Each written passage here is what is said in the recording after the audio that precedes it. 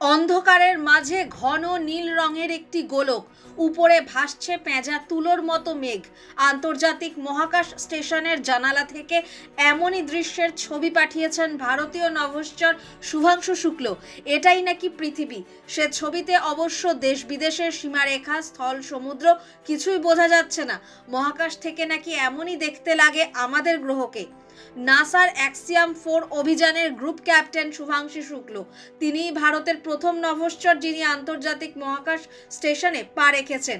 শুভাংশু ভারতের ভবিষ্যতের গগনযাত্রীও। রবিবার তাঁর তোলা দুটি ছবি প্রকাশ্যে এনেছে অ্যাক্সিয়াম স্পেস।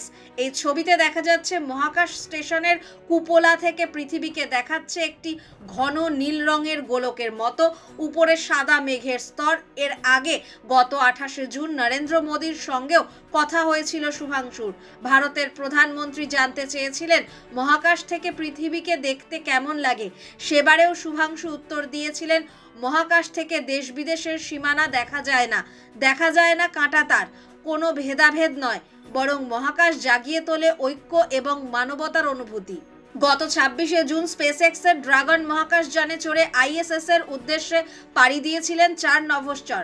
মার্কিন মহাকাশ গবেষণা সংস্থার এই অভিযানে শুভাংশু ছাড়াও আরও 3 নভশ্চর রয়েছেন। ইতিমধ্যে আইএসএস এ 10 দিন কাটিয়ে ফেলেছেন তারা। আপাতত নানা গবেষণামূলক পরীক্ষা নিরীক্ষা করেই তাদের দিন কাটছে। ইসরোর 7টি এবং নাসার 5টি বৈজ্ঞানিক পরীক্ষা করবেন শুভাংশু। এর মধ্যে অন্যতম হল মায়োজেনেসিস।